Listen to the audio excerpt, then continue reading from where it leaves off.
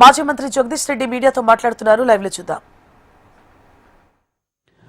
వ్యవసాయాలే బంద్ పెట్టుకోండి, పెట్టుబడి పెట్టి నష్టపోకండి అని చెప్పి ప్రచారం ఏదైతే చేస్తున్నారో ఆ విషయానికి సంబంధించి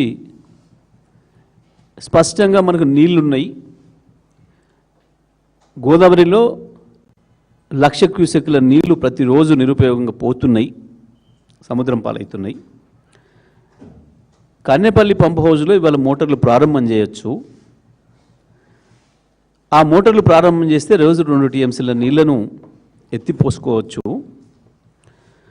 మొత్తం తెలంగాణలోని ఉమ్మడి నిజామాబాద్ జిల్లా, కరీంనగర్ జిల్లా, వరంగల్ జిల్లా, మెదక్ జిల్లా, నల్గొండ జిల్లా, అటు కొంత ఆదిలాబాద్ ప్రాంతానికి సంబంధించి లక్షల ఎకరాల భూమిని మనం బ్రహ్మాండంగా సాగు చేసుకోవచ్చు.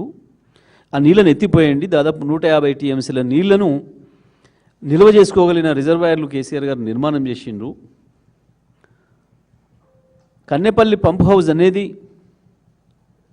ఇంటాక్ట్ ఉంది. ఇవాళ ఇట్లా బటన్ ఆన్ చేసినా నీళ్లు బయటపడడానికి సిద్ధంగా ఉంది. తెలంగాణ భూముల్ని కాపాడడానికి కాళేశ్వరం తల్లి సిద్ధంగానే ఉన్నది అని చెప్పి స్పష్టంగా చెప్పిండ్రు, చూపించారు. మీడియా మిత్రుల సాక్షిగా తీసుకుపోయి రాష్ట్ర ప్రజలందరూ కూడా చూపించారు అక్కడ. కానీ రాష్ట్ర ప్రభుత్వం నుంచి ఏమైనా పాజిటివ్ స్పందన వస్తుందేమో, సానుకూలమైన ఒక ప్రకటన ఏదైనా వస్తుందేమో, మేము ఆలోచిస్తామని చెప్పి ప్రభుత్వం చెప్తుందేమో అని చెప్పి ఆశించినాం మేము తెలంగాణ రైతాంగం తరఫున. ఎందుకంటే కేసీఆర్ గారు వారికి వేరే పని ఉండదు. ప్రతి నిమిషం వర్షపాతం ఏముంది, ప్రతిరోజు రైతుల పరిస్థితి ఏంది, ఇవ్వాలి కాదు ఉద్యమ సందర్భంలో కానీ అంతకుముందు కానీ ఆ తర్వాత కానీ ఏ క్షణమైనా కేసీఆర్ ఆలోచించేది పొద్దుగా లేవగానే చూసేది మొట్టమొదటిగా వర్షాల పరిస్థితి ఏంది, రైతాంగం పరిస్థితి ఏంది, ప్రాజెక్టుల పరిస్థితి ఏంది. నిజమే, కేసీఆర్ గారి ఆదేశాల మేరకు మేమందరం పోయినాం, చూసినాం, అడిగినాం, ప్రభుత్వాన్ని మంచి విజ్ఞప్తి చేసినాం.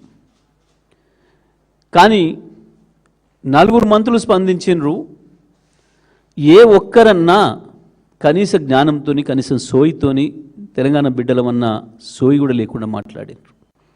గదే సొల్లు పురాణం, గదే భూతు పురాణం. 5 ఏళ్ళుగా ఏవైతే రోత మాటలు మాట్లాడుతున్నారో గవే పనికిమాలిన మాటలు తప్ప ఒక్కటి కూడా కొత్త మాట లేదు.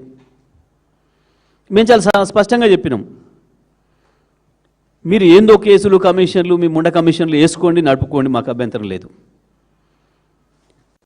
కానీ తెలంగాణ రైతులకు శిక్ష వేస్తామంటే చేయని పాపానికి ఇది కరెక్ట్ కాదు అనే మాట చెప్పినాం. నిజమే, ఇంకెన్ని రోజులు పడతారా పాత రోతపాట, 1,00,000 కోట్ల అవినీతి, మీ బొంద అవినీతి, 1,00,000 రూపాయలు కాదు 10 రూపాయల అవినీతిని కూడా తీయలేకపోయినారు. 2.5 ఏళ్ళు అయిపోయింది, 3 ఏళ్ళకి వచ్చింది. మీరు వేసే కమిషన్నే కోర్టు చెత్తపుట్టలో పడేసింది దాని నివేదికని.